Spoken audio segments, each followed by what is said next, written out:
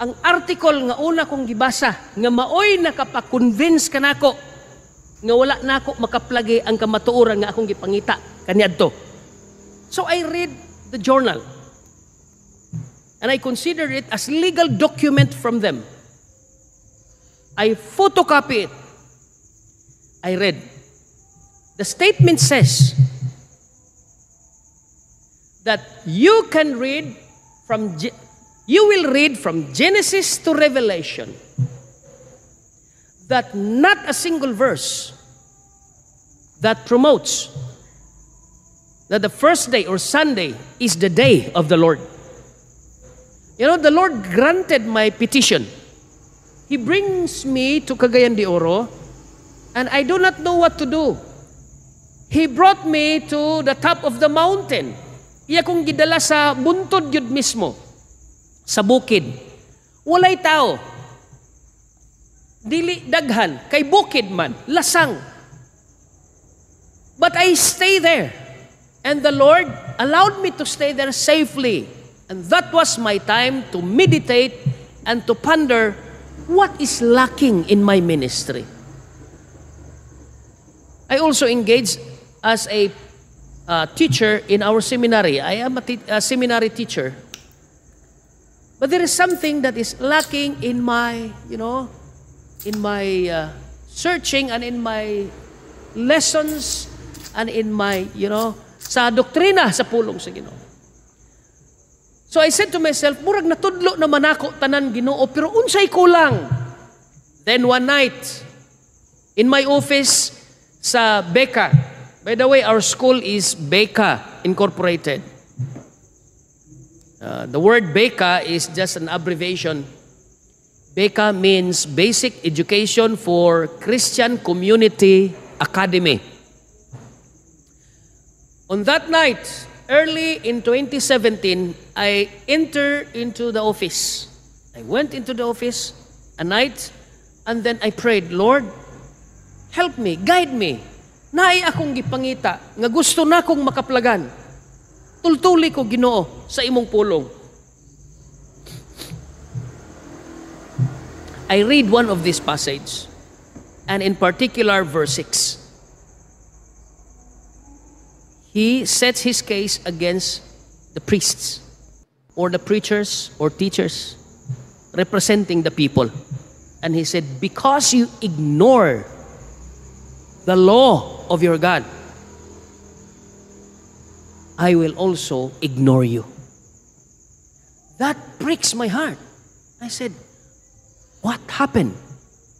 Then in Matthew chapter 7, verse 21 to verse 23, the more I become guilty when the passage or Jesus Christ said to those who follow him, and when he declares, he said, not everyone that calleth me Lord, Lord, shall enter into the kingdom of heaven, but he that doeth the will of my Father which is in heaven.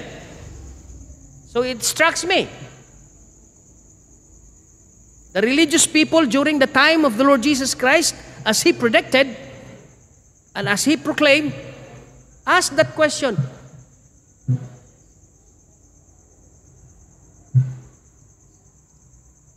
Nagwali kami sa imong ngalan. Lord, we proclaim, we preach your name. So akong gi-analyze. Kining grupuhas mga tao nga tarungan kang Kristo Jesus, mga evangelicals gid ni. Kaya mga evangelicals like us, no? Mga evangelicals like the Baptists, the Methodists, the Presbyterians, the Christian Brethren, the Pentecostals. Ang ilang forte, mao gyud ang evangelism. Ang pagwali mahitungod sa kaluwasan kang Kristo Jesus. Pero nangatarungan sila og si Kristo nag-ingon. Then ang sunod nga grupo naingon sila, Lord, dili ba nag-cast out kami og mga dautan nga espiritu tungod sa imong ngalan? So akong na-realize ngayon ko nga, this is a neo-Pentecostal movement. Ang ilang forte mao ang healing ministry o ang pag-cast out sa mga daotang espiritu. Then, the third group, nga nangatarungan kang Kristo Jesus, ingon pa niya, Lord, have we not done wonderful things in your name? So who are the other religious group in our time today? Nga dagko kayo og mga ministries, na ay ilang universities, na ay ilang mga hospitals, na ay ilang mga orphanage. And even they control the political system of the world. Kung asa sila makasulod nga nasod, pati ang mga political personage diha sa government ilang ma-influence. Walay lain. Ang gitawag nga Mother Church. But then Jesus Christ said, I do not know you. Depart from me, ye that doeth iniquity. So dito na, nag-uol na kog maayo. Tanahon tani pag-ayo, unsa ning iniquity. What is this iniquity? And why is it that the Lord rejected them? Meaning, despite of the fact that they have ministries and proclaim the name of Christ, they don't have the personal relationship with Christ. And, why? Because they have not shown it by their obedience and loyalty to the law of God. Walay balaod sa Diyos. And so, mga igsoon, ingon ani ang nahitabo as I read. To tell you the truth, I never read any of your articles that convinces me. And also, no Adventists who came to me and convinced me. Because in fact, nakoy daghang silingan ng mga Adventists dito sa basag. Dili sila makig-argue kanako.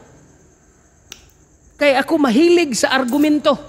Estudyante pa ko sa among seminary sa una, ang akong istambayanan ang Plaza Independencia. Kay mahilig ko makigdebate kaniadto. Sila manulod sa school kay magduwag basketball kay namay among gym. Mahibulong ko sa ila. Kay bisag kasab-an ako, dili rasad sila. Ngayon di man gid ni sila mo entertain. Gusto ko makigdebate sa ila. May gani mga buotan ni mga SDA. Ang uban. Joke lang ha. So, sa dihang nagbasa ko, ang article nga una kong gibasa, nga maoy nakapakonvince ka nako, nga wala nako makaplagi ang kamatuoran nga akong gipangita kaniadto. When I opened the Wikipedia and searched on the orders of the popes of the Roman Catholic Church. So akong gitanaw ang orders nila. But what strikes me is their journal. That journal nga gititle nila Catholic Mirror. That journal was printed on 1892, September 2, issued on September 2 and September 23. So I read the journal and I consider it as legal document from them. I photocopy it. I read. The statement says that you will read from Genesis to Revelation, that not a single verse that promotes that the first day or Sunday is the day of the Lord. So nisiga akong mata. Sila na mismo ang nag-ingon. You can read from Genesis to Revelation and there will be no single verse that promotes the validity of the first day or Sunday as the day of the Lord. Only by virtue of the Roman Catholic Church, by virtue of her divine mission, we change the day from Saturday to Sunday. So then I said, there must be a religious fraud that happens to the church in our church history. Because in the seminary that I engaged in, from my bachelor's degree in the seminary to my master's degree in the seminary, ang among church history is Baptist history. By the way, I've been an avid fundamental Baptist not only by birth and my growth and youthhood, but also in my seminary training and in my pulpit ministry. I'm a fundamentalist. But when I read something, I have to take a look and seriously dig deeper of it. Now I've read that legal document. So I went to search and research. Then sa ubos nga bahin, ang ilang statement sa issued nila sa September 23. They said, all the Protestants who still use the first day as their day of worship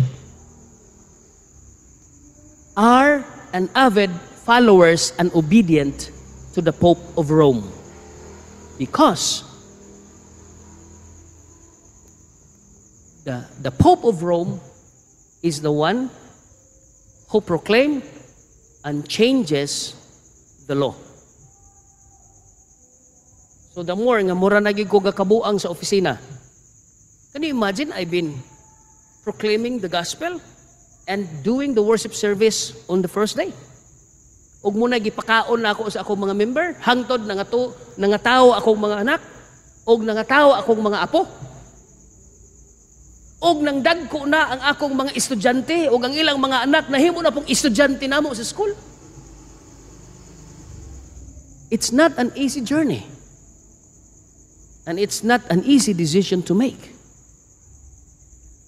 Pag ingon dito sa journal nga the Protestants are squatters of the heritage of the Roman Catholic Church because they did not obey their master, the Bible. Whatever churches that will say that the Bible is their authority and yet still worship on Sunday, they are at most the most disobedient student of the Bible. Og ang nakapanglimbarot sa akong balhibo og ang nakahatag og kaulaw nako mga igsuon mao ni siya. Sa katapusan nga statement nila sa ilang paragraph, ilang gisulti. At most, only the Seventh-day Adventists who faithfully and loyally follow their master, the Bible. Kay bulumog ngano nga mura kog nalain, naulaw, it is because anti-Adventist ko kaniadto. But then, ang akong kalag, ang akong espiritu dili kapahulay.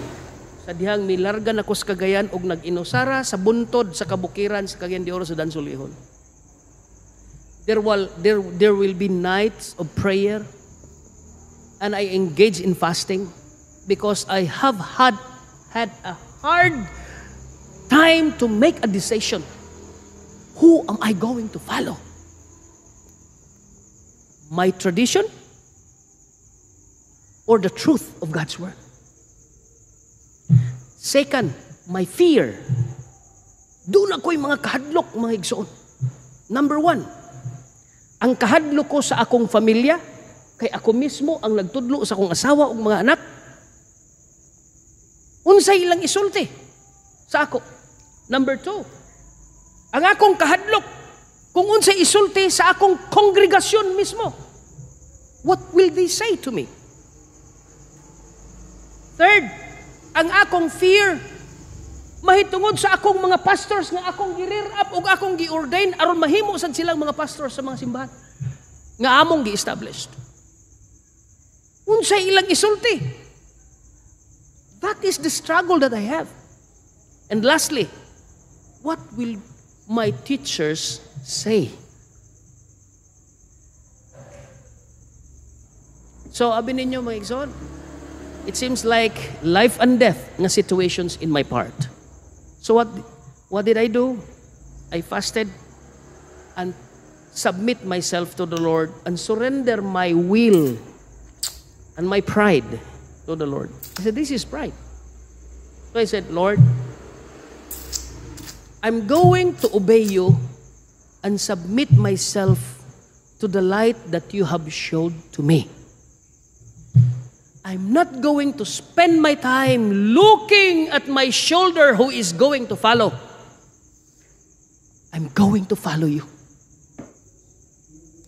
So I decided, 2017, when I nibalik o nilugsong ko pag-usab din late in 2017, December, this same week, this week, there is a prophetic seminar and prophetic conference in our home church sa Cordova.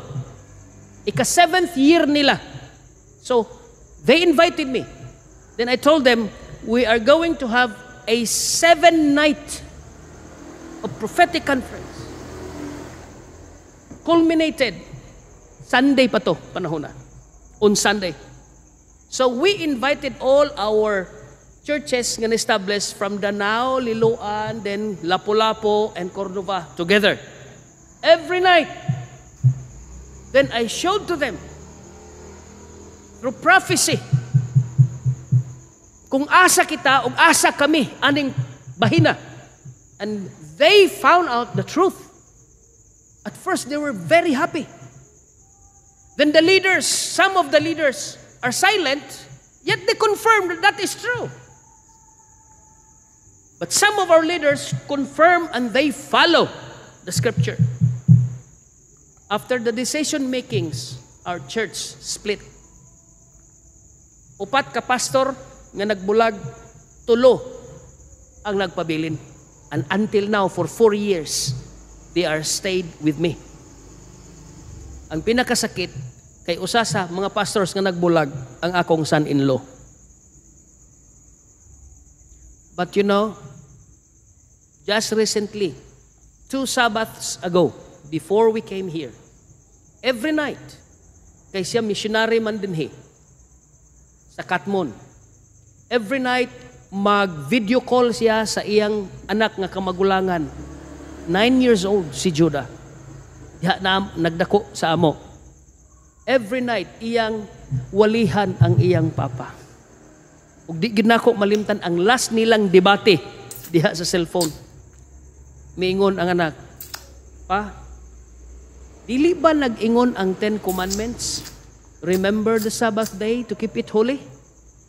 Nganong magsige man kagyapon og simba sa adlaw sa Domingo nga wala man na gyud sa Bible, naa man na gyud sa 10 Commandments. So ako nagsige ko, kalain ba ni gapaminawon ang anak ug ang amahan nagdebate.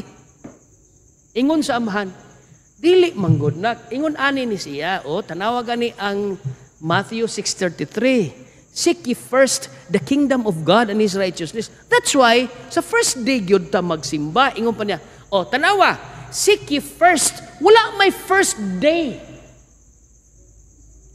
Day man ang giingon nako, dili man seek ye first lang. First raman na.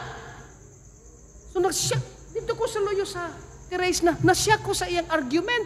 Ingo, Lord, kaulaw ba ani nga mag-istorya? The same argument that I have before is now being brought out by my grandson to his father.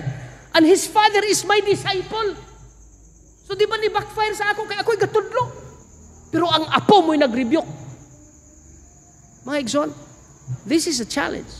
And so, I decided, and for 4 years now, kung nagpasalamat ko sa Ginoo, na we transfer dito sa Cagayan, and we were able to practice what is necessary thing in our Christian life nga nagkulang sa among pagpangalagad sa Ginoo. So right now, we declare in our family and we started to practice the Sabbath and to worship the Lord and also to uphold the law and the law of health.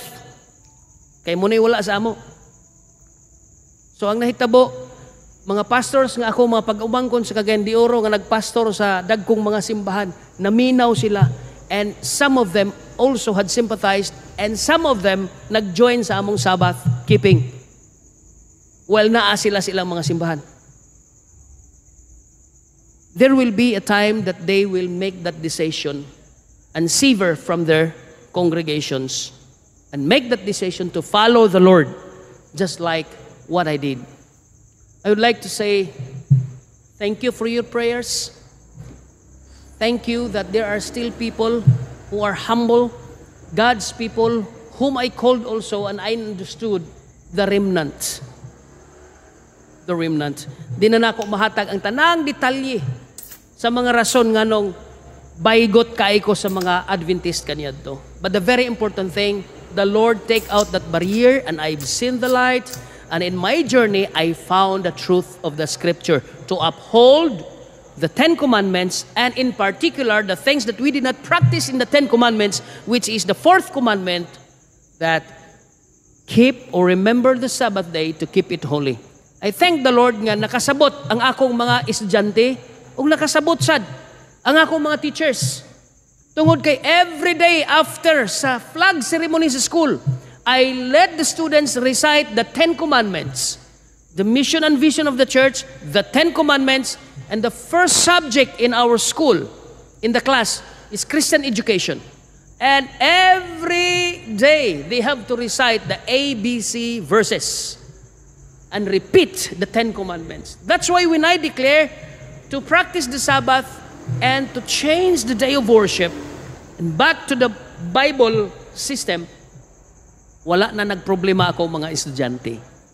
And they just simply, follow because it's already in their mind imprinted. I would like to say thank you very much alang sa mga kaigsuunan nga nagtanaw usab karon our sa Facebook or sa TV nila. And I know nga akong mga kaigsuunan sa Cordova, they are also anticipating this because last night we have a meeting and I told them pray for me because I am going to give my testimony in the Central Church of Cebu sa mga SDA. And they're happy to know about it. They're not alone. I said, we are not alone. We are no longer accepted in the Baptist circle. Gakaulaw punta nga mag-fellowship sa ila tungod kay kontra nato sila kaniadto. But look, they are open to us. Thank you very much and may God bless us all.